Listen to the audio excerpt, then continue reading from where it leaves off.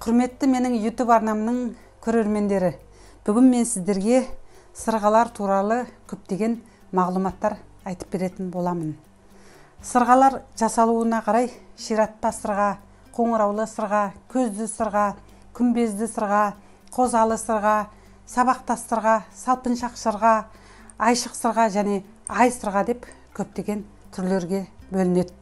Бүгін мен сіздерге мынадай ай сырға туралы айтып беретін боламын.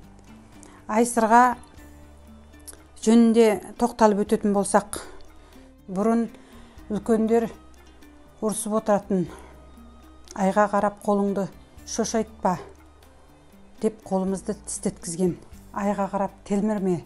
Бұл дегеніміз ай адамның жанарын, сұлулығын, терінің жастығын алып қояды екен. Және де халқымызда айға байланысты көптеген тиым сөздер бар. Айға қарап дәрет сындырма. Бұның құпиясы мынадай. Айға қарап дәрет сындырған қыз бала бедеу болып, ол бала жұбайына бала таптыра алмаған. Неге? Бұл үшін біз айға біраз зерттеу жасайық.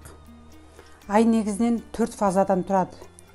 Олар бірінші айдың тууы, бірінші фаза. Екінші фаза айдың толуы. Үшінші фаза айдың желінуі ішіне қарай. Төртінші фаза ол айдың жіңішкеріп жоғалып кетуі. Естеріңізде болсын, айдың бірінші, екінші фазасы адамдар үшін ең қатерлі. Ай толып туған кезде 2-7-дей ең күшті энергиясын жерге жібереді. Осы кезде өзен теңіздер шулайды, толқиды. Және де бөртпе, қышыма, давление, бронхит сияқты көптеген аурулар осы айдың күшті кезінде қозады екен. Ай әлсіреген кезде бұл аурулардың өршуі де ақырындайды, баяулайды. Сіздер ай кезбе деген ауруды білесіздер ме? Бұл ай күшейген кезде бұл ауруда қозады. Осы дүниелерді растау үшін біздің ата-бабаларымыз мынадай тәжірибе жасаған. Ай туған кезде пышақпен балтаның жүзін қайрап, терезенің алдына қойған. Бір балтамен терезеге орамалды жауып қойған, жүзін жауып. Екінші бір пышақпен балтаның жүзін терезенің алдына ашық қойған.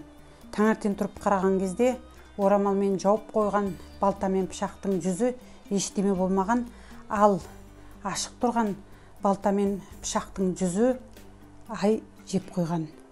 Мінекей, айға қарап телмірме, ұйықтап жатқанда ай бетіңе түспесін деген осыдан шықса керек. Сіз ай календрі дегенді білесіз бе? Жалпы ағаш, бау-бақша отырғызған кезде, ай туған кезде ексеңіз, ол тез өседі. Өйткені айдың қуатымен тез көтеріледі. Ал ай әлсіреген кезде ексеңіз, онда бұл еккен дүниеңіз баяу өседі, көтерілмейді. Естеріңізде болсын, бизнесті және жұмысты бастаған кезіңізде, жаңа жұмысты бастаған кезіңізде ай туғанда бастаңыз, берекелі болады. Ата-бабаларымыз айдың қыры-сырын жақсы білген. Айдан қорғану үшін мынадай тәсілдерді жасаған. Ай сырға таққан.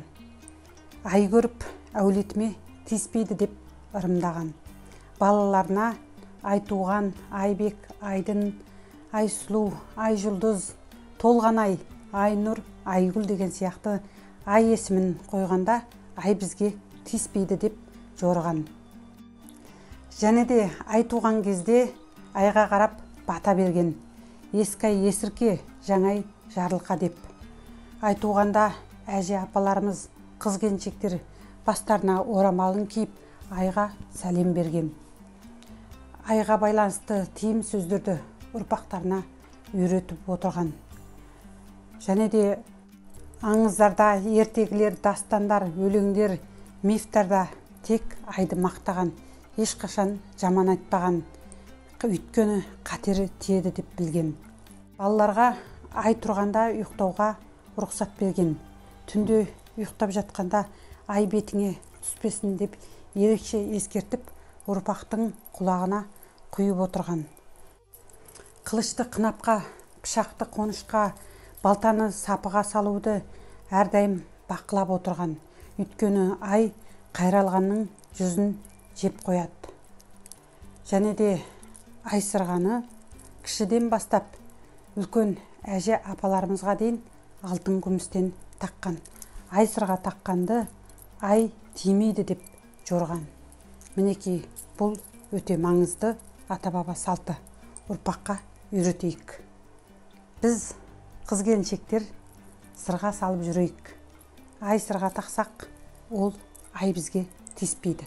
Ай бізді қорғайды. Әшекей бұйымдар тағып жүрейік. Бүгін мен сіздерге сырғаларға байланысты көптеген мағлұматтар бердім. Егер бұлардың барлығы сіздерге қызықты болса, менің Бақаргүл Төлеген атты YouTube арнама тіркеліңіздер, жазылыңыздар, лайк басыңыздар. Сіздермен бірге болған мен Бақаргүл Төлеген. Назарларыңызға рахмет.